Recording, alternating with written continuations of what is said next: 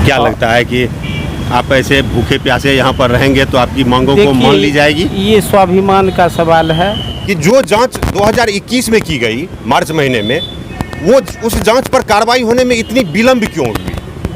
हम लोगों का जो वर्तमान सचिव है अशोक कुमार सिंह, उसका कहीं नोटिफिकेशन नहीं हुआ है। वो चोर दरवाजे से आके सचिव बन गए हैं।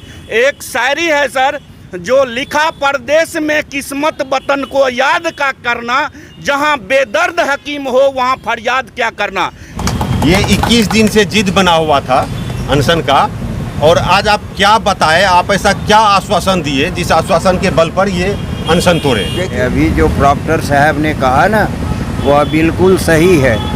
बीएनसी कॉलेज के कर्मचारियों का आमरण अनशन 21वें दिन समाप्त हो गया, लेकिन 21 दिनों तक चले कॉलेज कर्मचारियों की इस अनशन ने कई सवाल छोड़ गया कि आखिर बीएनसी कॉलेज पर कब तक अतिक्रमणकारियों का कब्जा रहेगा, आखिर कॉलेज के भीतर मची लूट कब थमेगी, जांच रिपोर्ट के आधार पर कार्रवाई करने से आखिर क्यों कतरा रही है यूनिवर्सिटी प्रशासन।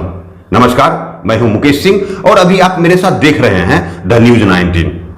बीएनसी कॉलेज धमदाहा के कर्मचारी पूर्णिया शहर के थाना चौक पर 6 सितंबर से 10 सितंबर तक धरना प्रदर्शन किया, फिर 11 सितंबर से लगातार आमरण अनशन पर थे।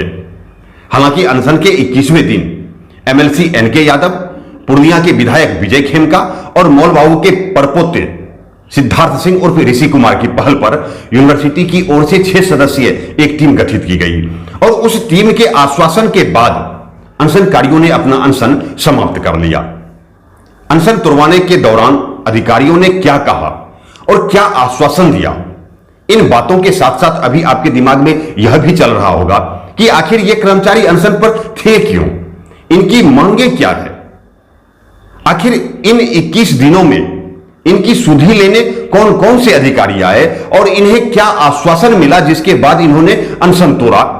ऐसी तमाम बातें आपके दिमाग में चल रहा होगा, तो आइए इन सब बातों को सिलसिलेवार तरीके से जानते हैं। बिहार के सबसे बड़े जमींदार वीर नारायण चंद उर्फ मौल बाबू के बेटे प्रताप नारायण चंद उर्फ नुनू बाबू ने अपने पिता के नाम से 15 अगस्त 1983 में धमधा चौक पर बीएनसी कॉलेज की स्थापना की। कॉलेज को यूजीसी से मान्यता मिले, इसके लिए नुनू बाबू ने धमधा बाजार के ठाकुरबाड़ी टोला के निकट जमीन खरीदकर राज्यपाल के नाम किया। और देखिए कि 2009-10 में कॉलेज को यूजीसी से मान्यता भी मिल गई, परंतु जैसे ही बीएनसी को यूजीसी से मान्यता मिली तो स्वाभाविक है कि कॉलेज में अनुदान की राशि बढ़ गई। छात्र छात्राओं के पठन पाठन के लिए भी विभिन्न मदों में राशि आनी शुरू हो गई और भी अन्य योजनाओं में राशि आनी शुरू हो गई और कॉलेज में भवन निर्माण और सड़क निर्माण के मद में भी राशि आनी शुरू हो गई। इन्हीं सब योजनाओं को देखकर अशोक सिंह, जो पूर्णिया के पूर्व सांसद उदय सिंह उर्फ पप्पू सिंह के निजी सचिव कहें या सबसे करीबी कहें, उनकी नजर कॉलेज के उन फंडों पर पड़ी और फिर उन्होंने फर्जी हस्ताक्षर के जरिए कॉलेज के भूदाता बन गए और उसके साथ ही शासी निकाय के सचिव भी बन गए। और फिर 1994-95 से अपना योगदान देने वाले कर्मचारियों को बाहर करके शासी निकाय के सचिव अपने करीबी और अपने रिश्तेदारों को फर्जी तरीके से बहाली करते रहे। यानी 2010 में पूर्णिया के सांसद उदय सिंह उर्फ पप्पू सिंह थे, जिनके प्रभाव के आड़ में अशोक सिंह लगातार फर्जीवाड़ा करते रहे, जिसका कॉलेज के कर्मचारियों ने कभी कोई विरोध भी नहीं कर सका। इसी दौरान कॉलेज में भवन निर्माण का काम भी शुरू हुआ, जिसको लेकर कॉलेज के तत्कालीन प्रिंसिपल रामानंद सिंह रमन और शासी निकाय के सचिव अशोक सिंह के बीच अनबन शुरू हो गई। परिणाम हुआ कि तत्कालीन प्रिंसिपल के पूर्णिया स्थित घर पर पुलिस द्वारा छापा मारा गया और बच्चों के पढ़ाई के लिए खरीदे गए कंप्यूटर और अन्य सामान को पुलिस ने जब्त कर लिया और फिर प्रिंसिपल पर एफआईआर भी दर्ज कर दिया गया। उसके बाद कॉलेज के भीतर शासी निकाय के सचिव अशोक सिंह के विरुद्ध भी 2 एफआईआर दर्ज हुआ, जिसमें एक एफआईआर महिला कर्मचारी के साथ दुर्व्यवहार का है तो दूसरा चपरासी के साथ बदसलूकी का है। नतीजा यह हुआ कि कॉलेज 2 गुटों में बंट गया और लगातार विवादों के घेरे में रहने लगा। उसके बाद कर्मचारियों ने यूनिवर्सिटी को इन सब बातों का शिकायत किया, फिर उच्च शिक्षा निदेशालय के साथ साथ महामहिम राज्यपाल को भी शिकायत किया, जिसके बाद उच्च शिक्षा निदेशक ने विश्वविद्यालय को 2 बिंदुओं पर 2 अलग अलग टीम बनाकर जांच का आदेश दिया और विश्वविद्यालय ने भी एक 3 सदस्यीय टीम और एक 6 सदस्यीय टीम बनाकर मार्च 2021 में जांच करवाया, लेकिन जांच रिपोर्ट पर अब तक कोई कार्रवाई नहीं की गई, जिसे लेकर बीएनसी कॉलेज के कर्मचारियों ने पूर्णिया शहर के थाना चौक पर अनशन शुरू किया। आप किस पद पर हैं मैम? गृह विज्ञान के लेक्चरर हैं। हम ये जानना चाहते हैं कि आप लोग क्यों यहाँ अनशन पर हैं, किस मांग को लेकर अनशन पर हैं? हम लोग दानदाता और फैक्ट एंड फाइंड के जो जांच हुआ था उसका सही रिपोर्ट के लिए हम लोग मैंने अनशन और धरना किए थे। अभी आपकी क्या स्थिति है, कैसा स्वास्थ्य लग रहा है आपका? स्थिति तो थोड़ा कमजोरी बहुत ज़्यादा है। बीपी और चीनी का स्थिति प्रत्येक दिन कुछ न कुछ गड़बड़ होते जा रहा है, बोलने में थोड़ा ही हो रहा है।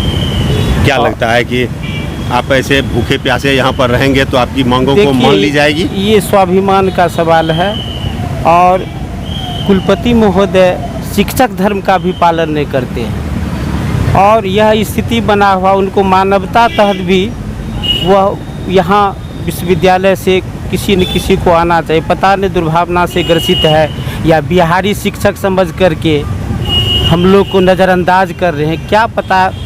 जबकि हमारा मांग यह जो है दानदाता क्लियर हो जाता, सही दानदाता आ जाता तो सारा समस्या सॉल्व हो जाता। फैक्ट एंड फाइंडिंग उन्हीं के द्वारा मैंने जांच स्थलीय जांच किया गया। दानदाता का भी है, जहाँ तक दानदाता का सवाल है विश्वसूत से पता चला है, उनके जो मेंबर है संयोजक है धनंजय बाबू, डॉक्टर के सिंह, डॉक्टर अंजनी बाबू, डॉक्टर प्रोक्टर DK झा और जो भी हैं वह पूरा सहयोग कर रहे हैं। और यहाँ तक हमको पता चला है विश्वसूत से घनश्याम राय भी सहयोग करेंगे, लेकिन पता नहीं उसको सार्वजनिक करने में, दानदाता सार्वजनिक करने में कॉलेज प्रशासक का क्या प्रभाव है हमको भी नहीं समझ में आ रहा है। क्यों नहीं आखिर करता है, यह तो बिल्कुल क्लियर हो जाएगा। संस्थापक परिवार अगर आ जाएगा, जिनका नियुक्ति, जिनके द्वारा वैधानिक प्रक्रिया तहत शिक्षकों का नियुक्ति हुआ है, वह असली रूप में आ जाएगा और जो बिल्कुल फर्जी है, फर्जी का दुरुपयोग करता है, वह हट जाने से सारा समस्या सॉल्व हो जाएगा। पता नहीं कौन प्रभाव। आज अनशन का 20वां दिन गुजर गया है और इससे पहले जो है सो केवल धरना पर बैठे थे, लेकिन 9 तारीख के बाद से अनशन शुरू है। लेकिन अभी तक विश्वविद्यालय के प्रशासन के कान पर जू तक नहीं रेंगती है। वहाँ से हम लोगों का हाल चाल जानने के लिए अभी तक पदाधिकारी को क्या कर्मचारी को भी फुर्सत नहीं मिला है जो हम लोगों को आके हाल चाल पूछे। इससे पहले हम लोगों का जो वर्तमान सचिव है अशोक कुमार सिंह, उसका कहीं नोटिफिकेशन नहीं हुआ है, वो चोर दरवाजे से आके सचिव बन गए हैं। एक शायरी है सर, जो लिखा परदेश में किस्मत वतन को याद का करना, जहां बेदर्द हकीम हो वहां फरियाद क्या करना। यहाँ के कुल सचिव जो हैं वो न जाने किसके प्रभाव में आके दुर्भावना से ग्रसित होके यहाँ के कुलपति जो है, यहाँ के कुल सचिव जो है सो हम लोगों के साथ दुर्व्यवहार कर रहे हैं। हमारे आवेदन को ठंडे बस्ते में दिया जा रहा है। 1.5 साल पूर्व ही जांच कमेटी का गठन हुआ था, लेकिन आज 1.5 वर्ष गुजरने को है, वह न जाने कौन किस कुंभकर्ण के नींद में सोया हुआ है। हम लोग को कहीं कुछ कहने का, कुछ सुनने का, कुछ हम लोग का आरजू बिंदु सुनने का, उसको फरियाद सुनने का उनके पास समय ही नहीं मिलता है। 20 दिन से आप लोग धरना पर बैठे हुए हैं। इस बीच प्रशासन के द्वारा क्या क्या व्यवस्थाएं की गई है आप लोगों के लिए? जिला प्रशासन की ओर से स्वास्थ्य को देखते हुए उन्होंने तो एक टीम यहाँ बराबर भेजते हैं रूटीन चेकअप करने के लिए भी, लेकिन हम लोगों की जो अभी स्थिति है उस पर जिला प्रशासन भी पूरा मौन है। बीच में ही पेपर के माध्यम से जो जानकारी मिली थी कि विश्वविद्यालय ने जिला प्राधिकारी को पहल करने के लिए भी उन्होंने एक आवेदन दिया है लगभग 10 दिन पहले, उसके बावजूद भी जिला प्रशासन की ओर से भी अभी तक कोई पहल नहीं हुई है। हालांकि अनशनकारियों का रूटीन जांच के लिए अस्पताल से कर्मचारी आते थे और जांच करके सीनियर डॉक्टर को भेजते भी थे जांच रिपोर्ट। इनकी स्थिति अभी थोड़ा सा नाजुक चल रही है। कारण है कि बीपी शुगर थोड़ा सा लो होते जा रहा है इन लोगों का, और हम सुबह शाम दोनों टाइम आते हैं यहाँ जांच करने के लिए। और सर लोग की स्थिति देख के तो दयनीय हो रही है। पता नहीं प्रशासन या फिर कॉलेज विभाग कहाँ है। ये रिपोर्ट आप कब करते हैं अपने ये हम वरीय पदाधिकारी को? वरीय पदाधिकारी को मॉर्निंग में 11 बजे आते हैं हम, 11 साढ़े 11 बजे तक आते हैं हम। इवनिंग में 6 साढ़े 6 बजे आते हैं। दोनों टाइम का रिपोर्ट हम जिस समय करते हैं उस समय रिपोर्ट सर को हम वरीय पदाधिकारी को भेजते हैं। अब आप यहां कल्पना कीजिए कि यूनिवर्सिटी के वीसी कितने लापरवाह हैं और कितने तानाशाह हैं कि उनके कर्मचारी भूखे प्यासे सड़क के किनारे 21 दिनों से सोए हुए हैं, लेकिन उनकी सुधि लेने ना तो कोई अधिकारी आए और ना ही कोई कर्मचारी आए। ऐसे हालातों में अनशन पर डटे रहने वाले कर्मचारी प्रोफेसर शैलेंद्र सिंह और कृष्ण कुमार सिंह की बिगड़ते स्वास्थ्य को देखते हुए मोल बाबू के परपोते ऋषि बाबू ने एमएलसी एनके यादव को और विधायक विजय खेमका को फोन पर सूचना दिया। उसके बाद विधायक विजय खेमका ने पूर्णिया यूनिवर्सिटी के वीसी से फोन पर बात किया। फिर अनशन के 21वें दिन वीसी ने 6 सदस्यीय टीम बनाकर उस टीम को अनशन स्थल पर भेजा।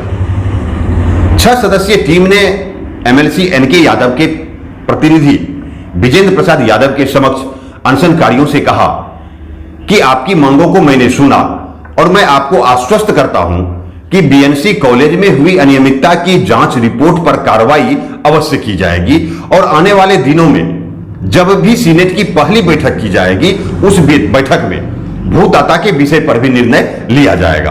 कि जो जांच 2021 में की गई मार्च महीने में, वो उस जांच पर कार्रवाई होने में इतनी विलंब क्यों हुई?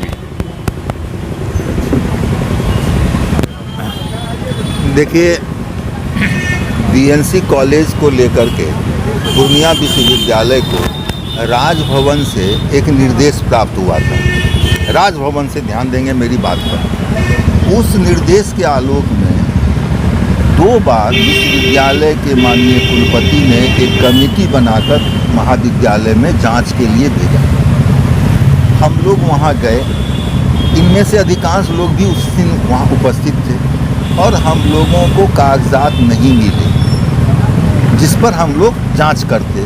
और इस स्थिति से हम लोगों ने राज्यपाल को, महामहिम राज्यपाल जी को अवगत करा दिया पत्र के द्वारा कि आपने जो निर्देश दिया था उस निर्देश के आलोक में हम लोगों ने जांच के दल को भेजा था और जांच दल को कोई कागजात नहीं दिया गया, इसलिए यह प्रक्रिया पूरी नहीं हो पाई। उसके बाद उस जांच 21 की जांच पर और अतिरिक्त कोई निर्देश अभी तक राजभवन से हमको प्राप्त नहीं हुआ।